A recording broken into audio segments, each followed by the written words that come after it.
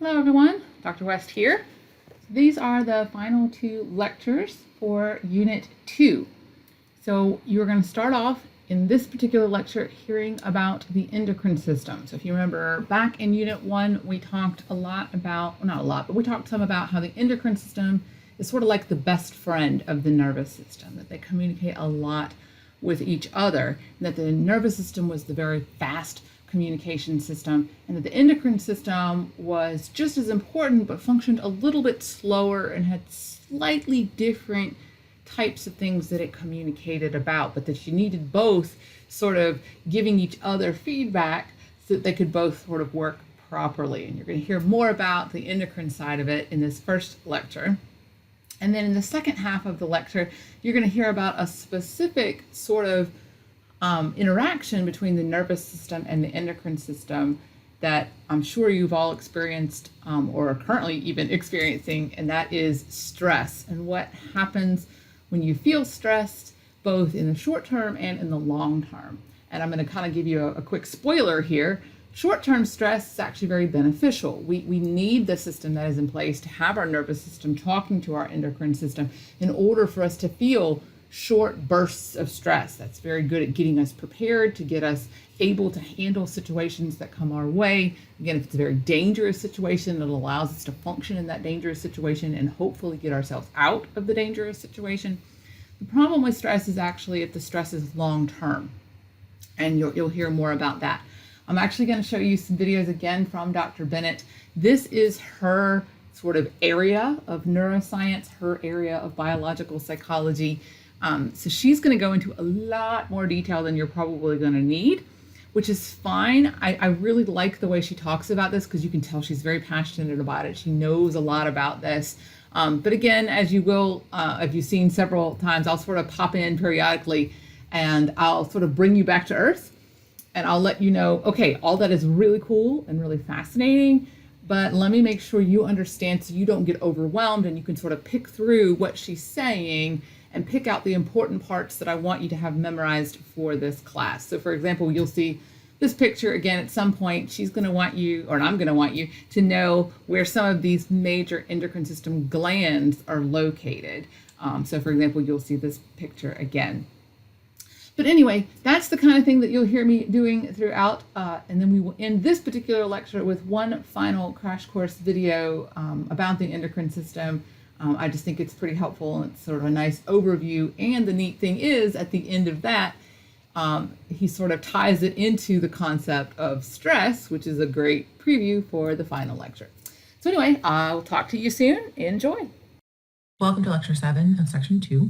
We are going to discuss hormones and then talk about how they have an impact on behavior. And there are a couple different ways in which they do that. So first I want you to think about what about hormones, when you think about them, what do you think? Do you immediately go to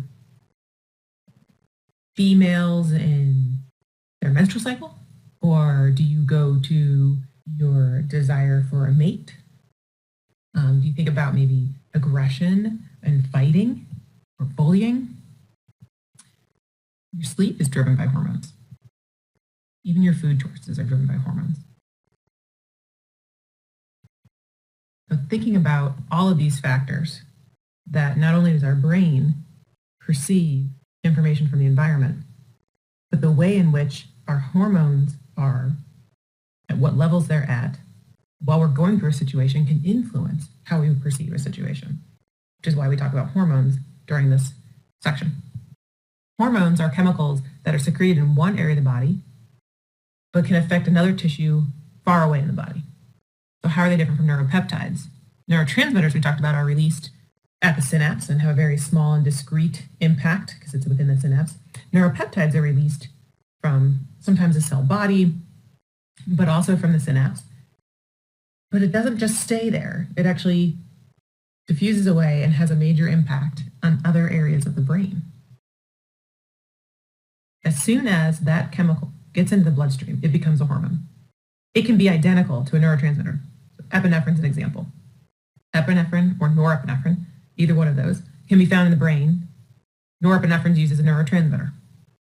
As soon as that neurotransmitter it gets into the bloodstream and you find it in the bloodstream, now it's a hormone. It depends on where you find it, partially. And then where does it have its impact? Hormones can have effects within minutes, but they can also last for days. And they also have a large scale effect, meaning they can influence any cell anywhere in the body that has a receptor for it. The placement of the receptors drives the type of hormone that we talk about. And there are two major classes. There are peptide hormones and there are also steroid hormones. Peptide hormones are made of proteins. Proteins do not easily get in and out of the cell membrane. Therefore, the receptors for peptide hormones are always located in or on the cell membrane. Now, steroids hormones are synthesized from cholesterol, which is a fatty substance, and it can easily get across the cell membrane. Therefore, the receptor for steroid hormones is inside the cell. So again, steroid hormones are fat soluble. They're derived from cholesterol, or synthesized from cholesterol, and then the receptors are inside the cell, and they can actually go in and directly impact the DNA, the expression of the DNA. Examples are gonadal hormones or sex hormones, thyroid hormone, cortisol, those types of things are all considered steroid hormones. Peptide hormones, though, are different in that they are primarily proteins. Their creation is driven by our DNA, but the hormone can't get inside to directly impact the DNA. What it does is it binds to a receptor on the cell membrane that requires a second messenger, sort of like the G-coupled protein or metabotropic receptors that we talked about in section 1. Those receptors are in the cell membrane. The hormone binds to it, and then it sends a second messenger off to impact functionality of the cell, change DNA expression, that kind of thing. So the end result is similar. It's just how does that happen? The process is different. So examples of peptide hormones include insulin and growth hormone. So here's a quick picture. Here we have a receptor. It is transmembrane, allows and uses second messengers. Thus, this hormone right here is a what type of hormone? Hopefully you said peptide. This second one here talks about steroid hormones. They get across the cell membrane, the receptors on the inside, they bind, and they go and have an impact on the DNA. So the endocrine system drives most of the hormone production in our bodies. Not all of it, but 99% of it. There are some really important endocrine glands, and those include 3 that are in the brain. The hypothalamus produces releasing hormones that impact the pituitary gland. And then the pituitary gland releases hormones that get pumped out throughout the whole body and have an impact on other areas. The other primary one in the brain is the pineal gland. The pineal gland is responsible for producing melatonin. And when we get to sleep, we'll talk about that. We'll talk a little bit about the biorhythm here today, but when we get to sleep, we'll definitely talk about melatonin. And the other 2 distal or peripheral glands that I'll definitely have that I really think it's good to focus in on are the adrenal glands. And we talk about those because they're highly connected to the stress response, which is what part 2 of this lecture is about. And then we also talk about the sex hormones. And the ovaries are responsible for producing them in females, and the testes are responsible for producing them in males. Hello again, Dr. West here, breaking in just a moment. So Dr. Bennett has given you a lot of things to read online. I'm going to be very honest with you. I don't necessarily think it's all necessary. It's good material, and there's nothing wrong with the material that she's giving you. I just think it's a little more than you need for this level at this class. But I went ahead and just made it available anyway because, again, I like this lecture that she gives. It is her background material. But I just wanted to summarize a few more things, and I'm going to relate it back at this point in the lecture to the study guide so that you guys, again, can just sort of refocus as you are going through and preparing for the actual exam so that you can hopefully tell the difference between what she's telling you as just extra supplemental information to hopefully make stuff make sense kind of in the bigger picture, and then compare that to, okay, but what do I actually need to memorize and learn for the exam? And then again, if I go on to take another class later, like 3113 or even 3116, you might get another flavor of this. You'll add to this information. So again, I'm starting off with this picture one more time. I actually think this is a slightly clearer picture then she shows you, and she's going to go into a little more detail when we return to the lecture about the pituitary gland and the hypothalamus and sort of that interaction. So I'm not going to go into too much more detail there, but what I want to do quickly is jump from here over to the study guide, talk through that a minute, and then share with you one more sort of piece of information that I think is a pretty good summary for you to learn, that's a little bit easier to sift through than some of that additional book material. But I'll show you what I mean in just a second. So let me jump over to the book really quick. Give me just a second. Okay, so this is the study guide that is on slide module 2.1. As you can see in her first part of the lecture, she did talk to you about hormones and how they're different from neurotransmitters. And she even pointed out that some of the same chemicals can be both. It kind of just depends on where you find them. But then there are some chemicals that are distinctly different, and some that are purely hormones, some that are purely neurotransmitters. She talked about how specifically hormones are transported in the bloodstream. This is why it can take a few extra minutes for them to get there. And then they can have their effects within minutes, but those effects can last for quite a while. And they can have a larger scale effect on the body, again, because it's floating around in the bloodstream. So anywhere the blood goes, it's going to interact with any kind of tissue. And as long as that tissue has a receptor for that hormone, it's going to affect that tissue. So that's why it can have a larger scale effect. Now, let me give you an example. So let's talk about an adrenaline rush really quick, right? So you have something and it startles you and you have that quick adrenaline rush. So let's say, you're walking somewhere. I'm going to use the 4th of July for an example, just because it happened fairly recently from when I was recording this video. But, you're walking around outside and all of a sudden somebody shoots some firecrackers off that you weren't expecting, and you jump and you kind of go, ah, and you kind of scream a little bit, right? That initial response was initiated by your nervous system, right? That caused you to jump and kind of scream and get ready. But then what you notice is that a second or two right after that, you start to feel your heart race pretty fast, right?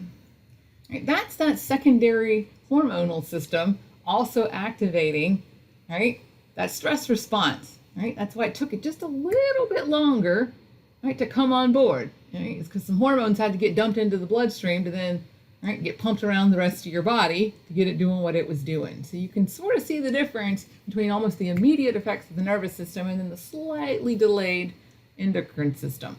But where you were able to calm your nervous system down almost right away, because you were able to go, okay, that was just firecrackers, that wasn't something more dangerous like gunshots or something horrible like that, right? Your endocrine system can't be convinced to slow down that fast. It takes the endocrine system much longer time, maybe 5 or 10 minutes, to officially kind of calm yourself back down. So that's one of the things you're going to need to know there. The next thing you're going to need to know are not only the location of some of the endocrine glands, and that's why that one picture I was showing you is so important, and you will potentially, I'm just saying, have another extra credit opportunity if you haven't already looked at it already, to work on labeling some of the endocrine glands. Now, I'm not going to make you label the difference between the anterior and the posterior pituitary gland. You'll hear that in the lecture in just a minute, but I do want you to know in general where the pituitary gland is. But again, here's the various endocrine glands that I want you to know. Now, the liver and the kidney are kind of a weird exception. The kidneys aren't technically an endocrine gland, depending on who you ask, but they house some endocrine glands on top of them, and they sort of interact. So some people do consider them, some people don't consider them. Similarly with the liver does some endocrine-like activities. It also helps to break down a lot of the substances that you put into your body, and it does a lot of support services. And so again, some people consider the endocrine gland, the liver, to be part of the endocrine system. Whether or not it's exactly a gland is still kind of debated amongst scientists. But again, just so that you know it's there. But here's the ones that we sort of want you to know. Oop, I went a little bit too far. Let me scooch just a little bit back down here. So again, we want you to know sort of this particular group. All right, and again, to show you this, I had found one other website that I thought was pretty helpful, and I'll send you this link as well. But it's from this website called Thought Company or Thought Co. I don't even actually know what this co stands for, but I liked it because it sort of reviews the different systems here. And it talks about sort of the main parts, the main glands, and then it gives a summary of each. And I think this is a better place to start. So before you jump into all that extra stuff from the textbook, start here, because this gives a much more succinct overview of the various glands. Right? Make sure you understand what's here. Then go back to the stuff that we provided in Canvas and just look for the definitions. Don't necessarily read all the text that's there, just look for the definitions and read the sentences that are right around the definitions. So for example, let's go down here where it's talking about the adrenal glands. And these are the ones that are sort of stuck on and right with the kidneys here. Right? So what I want you to do is once you've read this part here and you sort of have a rough idea of what the adrenal glands are up to, then go back to those parts of the other textbook that we gave you, right? And read the sections, the couple sentences right around where it's talking about the adrenal glands, and just make sure you understand what the adrenal glands do, because that's about the level we're going to ask on the exam, right? We're going to ask you potentially where you would find the adrenal glands.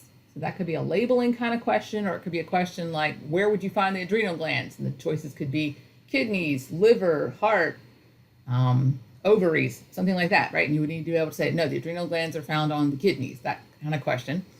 Or we could ask you, what is the role of the adrenal glands?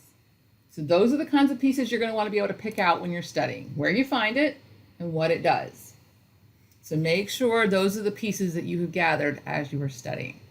All right, hopefully that makes sense. Hopefully you now understand sort of how to kind of navigate the syllabus, the study guide, not the syllabus, the study guide. And you're gonna have this piece of information. I will give you this address on the lecture slide if you haven't seen it, or if you were wondering what that was, that's what it is. And here is the rest of the lecture with Dr. Bennett. Talk to you soon. Looking at the pituitary, it's really important as we study this that you become familiar with the idea that the pituitary gland, although it hangs off the brain, this is a blow-up picture of it, you can see it here, hangs off the brain. Initially, when we first were dissecting the brain, the anatomy and physiologists who were working on it called it the pituitary gland because it was a structure that hung off and it seemed to be the same type of material.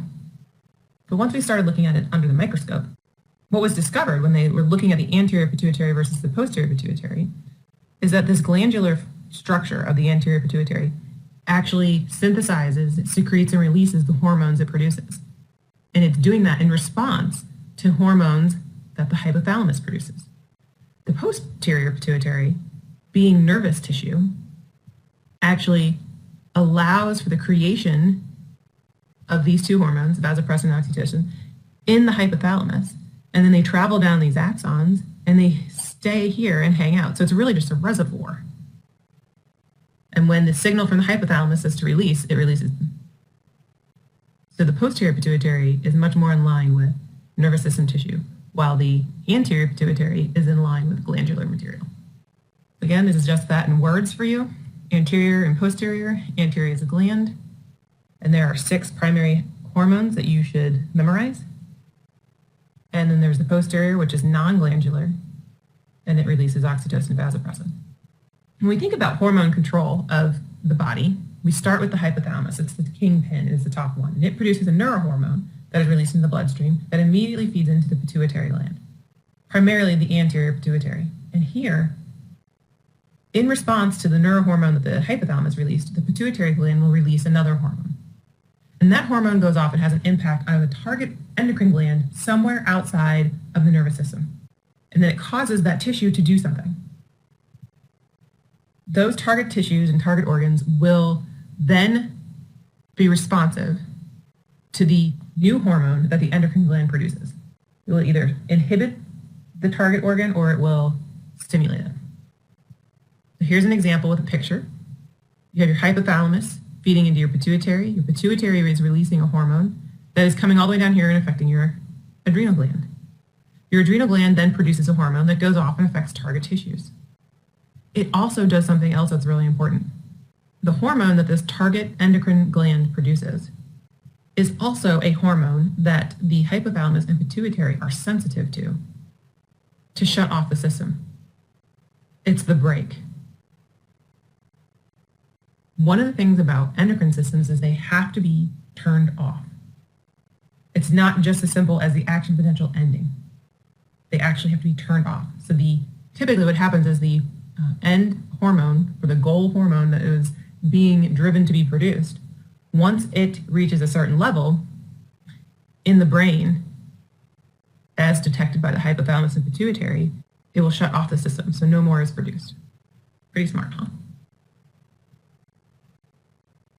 Something about reading endocrine pathways that I would like to bring to your awareness, so as you move through stress, you're going to see these pop up. There are two ways in which this is done. If you have a color picture, you will often get green arrows, meaning excitation and stimulation or go, and red arrows equaling inhibition or stopping. Now, not all pictures are in color. Thus, the mechanism that would identify for black and white includes solid arrows equal excitation or stimulation, and dashed arrows equal inhibition. There are three main functional groups for hormones. There's homeostatic, gonadal, and glucocorticoids. We're going to talk about each one of these independently. So homeostatic hormones are responsible for keeping our intracellular and extracellular environments stable. And this stability is really important for life to exist. An example where this goes wrong is actually looking at type 2 diabetes. This is where the body begins to not be sensitive to the release of insulin. So insulin's job is that it's produced in response to eating. The insulin activates and binds to receptors on the cell membrane, which makes changes unfold inside the cell to pull in glucose out of the bloodstream. And then the insulin unbinds and moves on its way. That's in a healthy functioning system. However, when someone is developing or has type 2 diabetes, their insulin is no longer able to bind to those receptors to bring in the glucose. Then you might get into a state of hyperglycemia, which is having too high blood glucose levels because the cells can't pull it in anymore. It's not responding to the insulin. The opposite effect of the hyperglycemia is hypoglycemia, and that can occur when someone doesn't use their insulin appropriately or if you don't eat for an extended period of time. Melatonin is also a homeostatic hormone. It does play a role in readying our bodies for sleepiness. Here's an example of the circadian rhythm. That means the daily rhythm. So this grayed out box is sleeping time or traditional sleeping time. And along the x-axis, we have time of day. And then you can see the draws that occur, the blood draws that were examined in regards to melatonin. And what you may see is that in the morning when the sun is up and we're out and moving around, our plasma concentrations of melatonin are really low. It starts to go up when the sun sets. That's what this blip is here, the dim light melatonin onset. And then after you fall asleep, it increases exponentially and then starts to get back down as we get closer to a waking time. Now, reproductive hormones play a major role in helping us understand the effects that hormones can have. So an example of hormones we're going to talk about are androgens. The primary one is testosterone. We're going to talk about estrogens, and this is where the two major hormones are estradiol and progesterone for a female. Then there are some pituitary hormones that play a role in the monitoring of the cyclical nature of the female reproductive process. Basically the 28-day cycle that we all roughly have, supposedly. But follicle stimulating hormone and luteinizing hormone play a major role in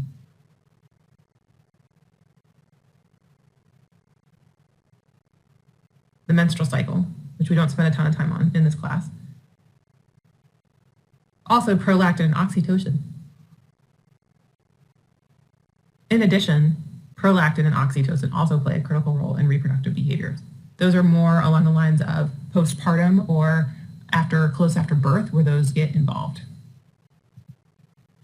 Sex hormones provide us with an example of understanding the different types of hormones different types of effect that hormones can have on our bodies.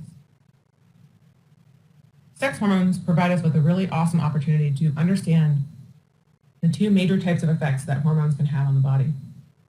One are organizing effects, and that's where the exposure to the human or other animal during a certain critical window of development can change the trajectory of that organ's future. Let's put that into words. The organizational hypothesis is that hormones have an activation or have the long-term effect of altering the development of a specific tissue. An example is testosterone, because it masculinizes the brain. It also is responsible for masculinizing the external and internal genitalia. If a fetus or embryo or whatever you want to call it inside the womb, if it is exposed to excessive amounts of testosterone, it is possible for that testosterone to change the sexual orientation or the sexual preference of that fetus as it gets older, depending on what the exposure was of and what the gender or sex of the baby is. There are also activating effects, and these are ones that we see in regards to puberty, where facial hair, breast enlargement, all those types of things that naturally occur when you're going through puberty, those are considered activating effects. And what can happen is you can take those medications and develop the breasts or develop the facial hair. There's also an impact on libido, meaning sexual interest or horniness. That sex hormones play a role in those types of things. So there are two primary ways in which hormones drive behavior. There are studies that are starting to tease apart just how different the brain is between men and women.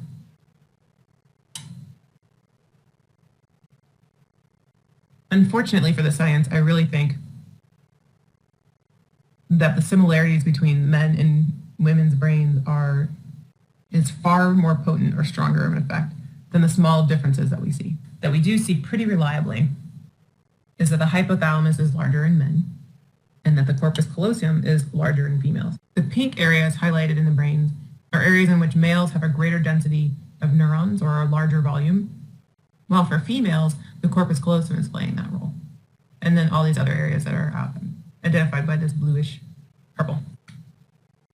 Just like sexual dimorphic or the changes in the brain due to male or female hormone levels, we also see that testosterone plays a major role in masculinizing the genitalia. We're not aware of it. Female is actually the default sex if there is no trip or turn on of the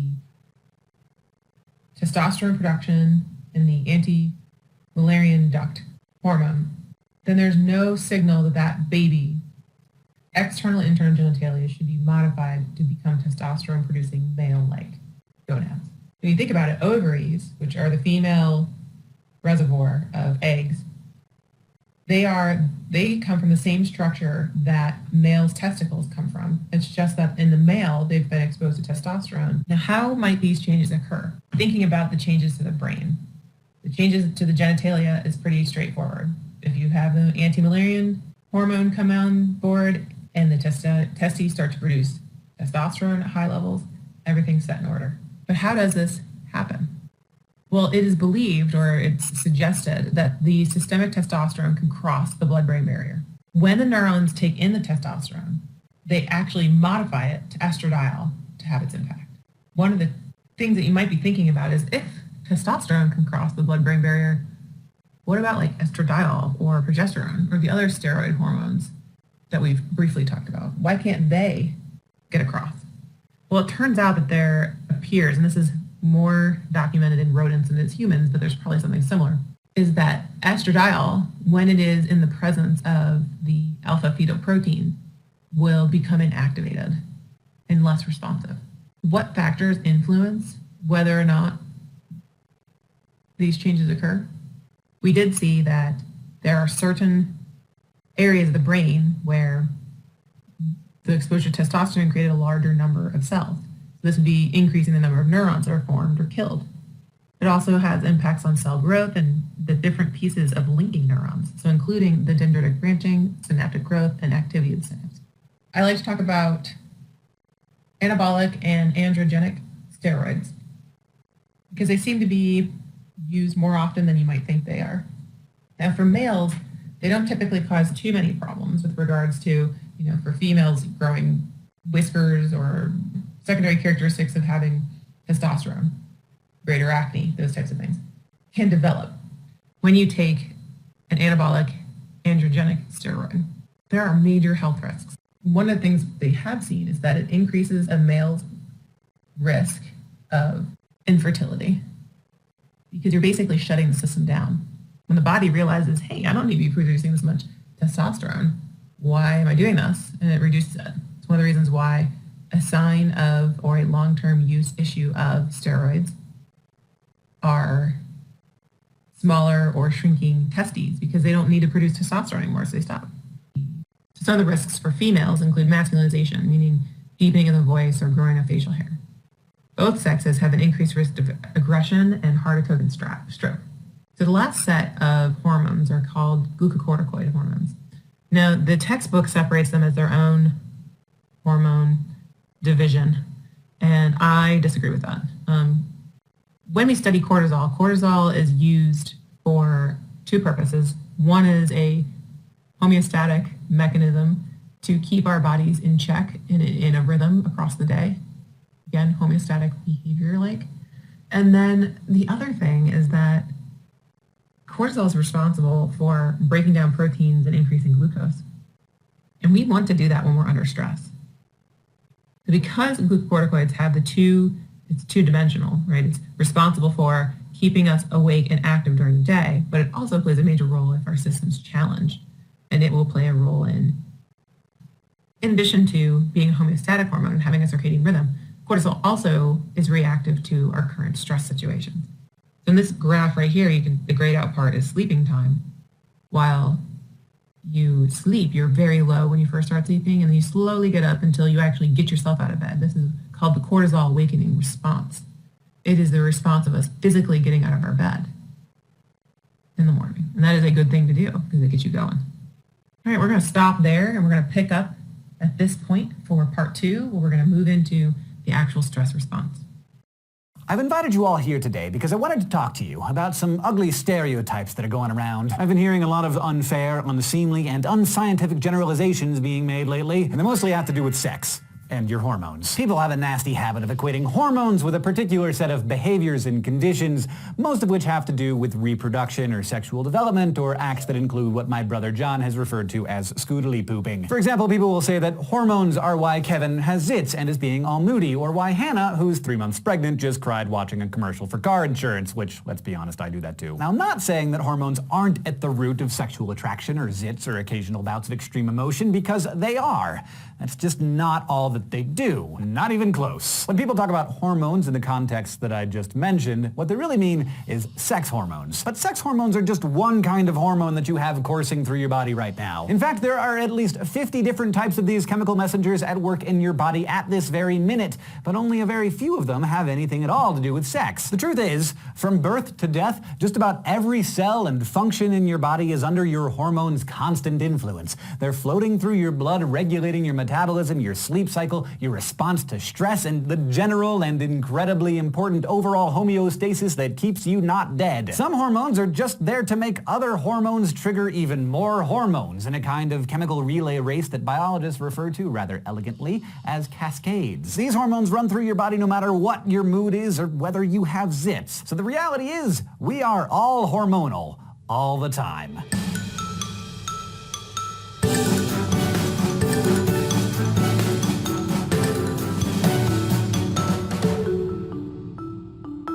Okay, to begin to understand our hormones and the endocrine system that produces, releases, and reabsorbs them, we have to step back and take a broad view. Not just by emphasizing that sex hormones are not the only hormones you have, but also by looking at how your hormones interact with your other organ systems. Because if anything, your body has two bosses, two complementary systems that are constantly shouting instructions over each other to all your bits and pieces. Both your endocrine system and your nervous system are constantly trafficking information around your corpus, gathering intel, making demands glands controlling your every move.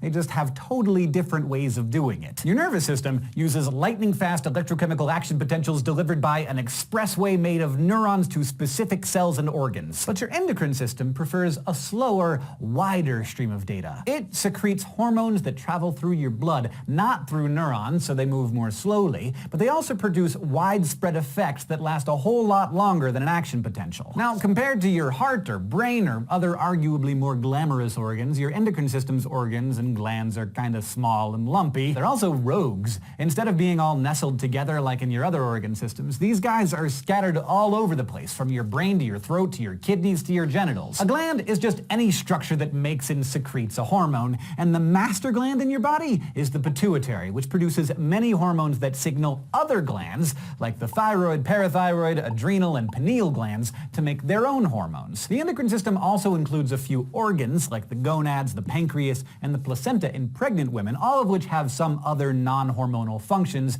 and are made up of multiple tissue types. And technically the hypothalamus in your brain is in the endocrine club too, since in addition to all of its busy brain duties, it does produce and release hormones. So thanks to all these glands and organs, you've got these hormones diffusing through your blood doing all sorts of different things. But the thing to remember about them is that a hormone can only trigger a reaction in specific cells. They're so-called target cells that have the right receptors for it. So just like some keys can open many locks while others only work with one, so too can the hormone target cell relationship either be widespread or localized. You're probably going to want an example of that, so your thyroid at the bottom of your throat produces the hormone thyroxine, which stimulates metabolism and binds to receptors in most of the cells in your body. But your pituitary, which is nestled all comfy under your brain, produces follicle-stimulating hormone, which helps regulate growth and trigger sexual maturity, and it only targets specific cells in the ovaries and testes. So, how do hormones bind to their target cells? Well, chemically, most hormones are either made of amino acids, including their more complex structures like peptides or proteins,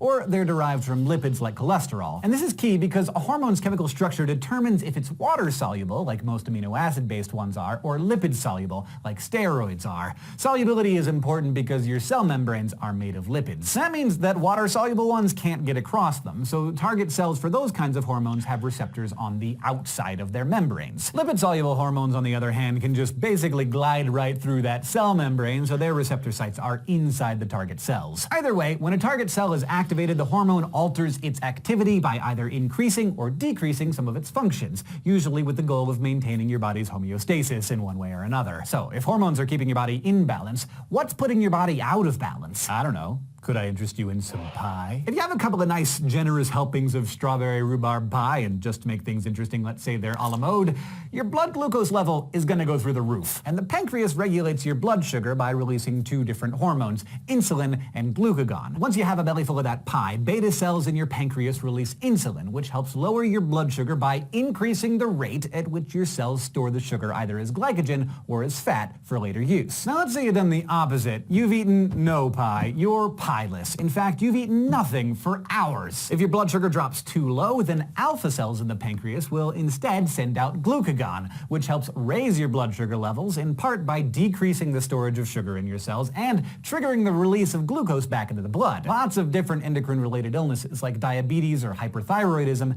tend to be the result of either hyper, too much, or hypo, too little secretion of certain hormones, which throw your homeostasis off balance. But there are lots of more common and less obvious ways your hormones can get out of balance, not because of some disorder, but because these signaling chemicals are just caught up in a chain reaction, which can take a while to subside. Some hormones just exist to control other hormones, which in turn control still more hormones. So as soon as one starts to trickle out, you can pretty quickly wind up with a cascade on your hands. You got a few different hormone cascades going on at any given moment, but one of the big ones, one that's really worth understanding, is the hypothalamic pituitary adrenal axis, or the HPA axis, because you don't want to have to say that every time. This is a complex series of interactions between three glands that ultimately regulates lots of your body's daily processes, like digestion, sexuality, immune response, and how you handle stress. And it's complex not just because of all the glands involved. It's also one of the more crucial instances of your endocrine system coordinating with your nervous system. Specifically, it's behind that fight or flight response that everybody keeps talking about. The HPA axis is essentially the endocrine system's companion to the sympathetic nervous system. The sympathetic system, in times of high stress, does things like speed up your heart heart rate and direct blood away from your digestive organs into the muscles. But many of the other effects of the stress response are carried out by your endocrine system.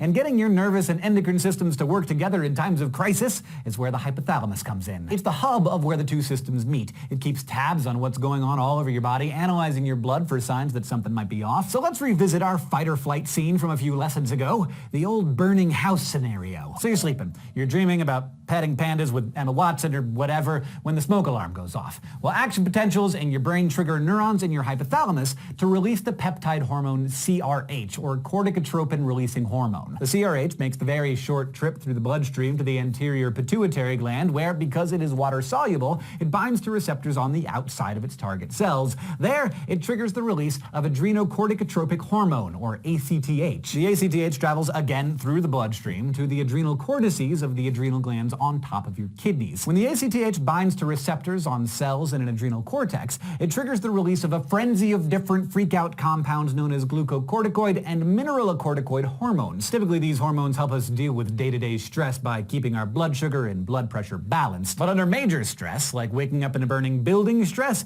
these hormones, like cortisol, cause the classic fight or flight response, ramping up your blood pressure, dumping glucose into your bloodstream, shutting down non-emergency services like your immune system and sperm and egg development. And guess what? Now that all these stress hormones are pulsing through your blood, the hypothalamus back in the brain senses them. And because its job is to monitor and maintain balance whenever possible, it then stops secreting CRH, which eventually causes the other glands to stop secreting their panic hormones. Now, because this element of the stress response is hormonal rather than electrical, it comes on more slowly than the nervous system part, and it takes longer to subside too, as those stress hormones linger in the blood before being broken down by enzymes. So, we're a long way from teenage crushes and zits and crying over commercials at this point, aren't we? As a lifelong owner of hormones, I hope you'll join me in dispelling the stereotypes that surround these powerful and important chemicals and give them the respect they rightly deserve. Today, we looked at the endocrine system and how it uses glands to produce hormones. These hormones are either amino acid-based and water-soluble, or steroidal and lipid-soluble, and may target many types of cells or just turn on specific ones. We also touched on hormone cascades and how the HPA axis affects your stress response. Thank you to our Headmaster of Learning, Thomas Frank, and to all of our Patreon patrons who help make Crash Course possible through their monthly contributions. If you like Crash Course and you want to help us keep making free educational content for the whole world, you can go to patreon.com/crashcourse. Crash Course is filmed in the Dr. Cheryl C. Kinney Crash Course studio. This episode was written by Kathleen Yale, edited by Blake T. Pestino, and our consultant is Dr. Brandon Jackson. It was directed by Nicholas Jenkins. The editor is Nicole Sweeney. The script supervisor was Stefan Chin. Our sound designer is Michael Aranda, and the graphics team